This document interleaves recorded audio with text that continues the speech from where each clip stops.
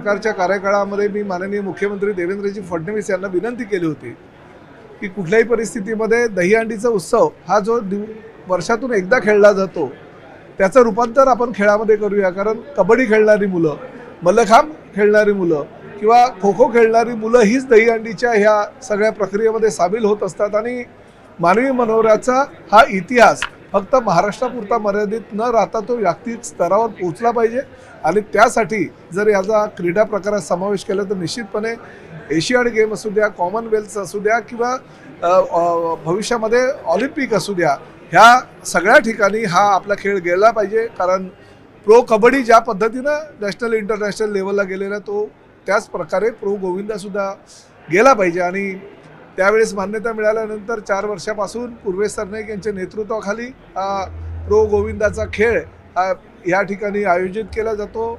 4 वर्षामध्ये एकाही गोविंदाला न खर्चटता हा खेळ आपण जागतिक स्तरावर आता घेऊन गेलेलो आहे। आम्ही मुख्यमंत्र्यांना विनंती केली आहे की राज्यामध्ये प्रो गोविंदाला जास्तीत जास्त प्रोत्साहन द्यावं आणि ते त्यांनी मान्य केलं। त्याबद्दल मी राज्य सरकारचं आणि प्रामुख्याने मुख्यमंत्री देवेंद्रजी फडणवीस, उपमुख्यमंत्री आदरणीय एकनाथजी शिंदे आणि सुनेत्राताई पवार यांचा मनापासून आभार व्यक्त करतो। ऑलिम्पिकसाठी तयारी झाली नाही बघा, ऑलिम्पिकसाठी किंवा कॉमनवेल्थसाठी किंवा एशियाच्या अन्य खेळांसाठी ते क्वालिफाय होण्यासाठी काही टेक्निकल गोष्टी ह्या साध्य कराव्या लागतात आणि माननीय मुख्यमंत्र्यांनी पूर्वेश सरनाईकांना तेच सांगितलं की आपण तिथपर्यंत पोहोचण्यासाठी ज्या काही प्रक्रिया असतात त्या प्रक्रियेमध्ये सहभागी होणं गरजेचं आणि त्यासाठी राज्य सरकारचं जे काही सहकार्य तुम्हाला लागेल क्रीडा विभागाचं आणि मुख्यमंत्री म्हणून माझं ते मी निश्चितपणे करेल आणि त्यामुळे प्रयत्न करायला हवे। ज्या पद्धतीनं कबड्डी एवढ्या मोठ्या लेवलला पोहोचलेली आहे त्या पद्धतीनं एक ना एक दिवस माझं जे स्वप्न होतं की प्रो गोविंदासुद्धा आंतरराष्ट्रीय स्तरावर खेळला जावा ते स्वप्न नक्कीच पूर्ण होईल। सर, मराठी भाषेचा जो मुद्दा होता टॅक्सी आणि रिक्षा चालकांचा तो हायकोर्टात गेलेला आहे, आता राज्य सरकार काय भूमिका घेणार? नाही, प्रामुख्यानं अनेक रिक्षा टॅक्सी चालकांनी पाठिंबा दिला। खूप ज्या म्हणजे शशांकराव, हाजी अराफत शेख, त्याचबरोबर आमचे संजय निरुपम आणि अन्य काही जे मोठे अबू आझमींचा सुद्धा मला फोन आला, त्यांनीही पाठिंबा दिला आणि त्यांचं सगळ्यांचं असंच म्हणणं आहे की या राज्यामध्ये व्यवसाय करायचा असेल तर जे मराठी आहे प्रवाशांशी संवाद साधण्याचं ते मराठी येणं गरजेचं आहे, फक्त त्यासाठी वेळ द्यावा। आणि म्हणूनच आम्ही 1989चा जो कायदा होता त्या कायद्यामध्ये बदल करून 12 ऑगस्ट 2026 रोजी कायदा पारित केला। त्यामध्ये पहिल्यांदा जर मराठी कोणाला अमराठी रिक्षा चालकांना किंवा टॅक्सी चालकांना येत नसेल तर 30 दिवसाची मुदत, 30 दिवसामध्ये ते बोलू शकले नाही तर परत 3 महिन्याची मुदत आणि त्या मुदतीमध्ये फक्त त्याचा जो बॅच आहे तो निलंबित केला जाईल। परंतु 1 महिना अधिक 3 महिने ह्या 4 महिन्यामध्ये जर त्याला मराठी आलं नाही तर मात्र त्याचा जो बॅच आहे तो रद्द करण्यात येईल। अशा प्रकारचा तो कायदा आहे, तसा नियम आहे आणि त्यामुळे नैसर्गिक न्यायामुळे प्रत्येकाला आम्ही संधी उपलब्ध करून दिलेली आहे। परंतु आमची मराठी अस्मिता आहे, मराठी राजभाषा आहे। आदरणीय पंतप्रधान नरेंद्र मोदीजींनी अभिजात भाषेचा दर्जा या मराठीला दिलेला आहे आणि कोणी जर अशा पद्धतीनं चुकीचं मेसेज हा समाज माध्यमांच्या माध्यमातून व्हायरल करत असेल तर ते निश्चितपणे चुकीचं आहे आणि जर कोणी न्यायालयात गेला असेल तर तो लोकशाहीमध्ये प्रत्येकाला अधिकार आहे, न्यायालयामध्ये त्यांची बाजू त्यांनी मांडावी। राज्य सरकार परिवहन खात्याच्या वतीनं आम्ही जो कायदा केलेला आहे तो किती योग्य आणि कसा आहे ह्याची माहितीसुद्धा माननीय न्यायालयाला देऊ आणि निश्चितपणे न्यायालयावर आमचा विश्वास आहे।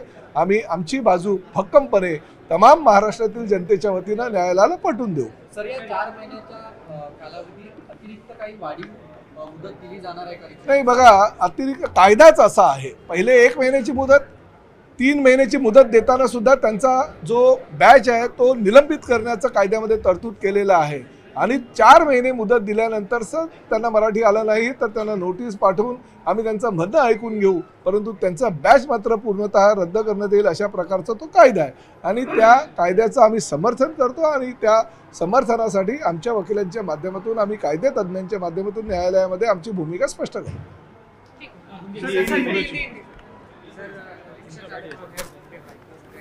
नहीं, देखिए, लोकशाही में हर कोई इंसान को, हर कोई एसोसिएशन को माननीय न्यायालय में जाने का अधिकार अपने देश ने संविधान में दिया है।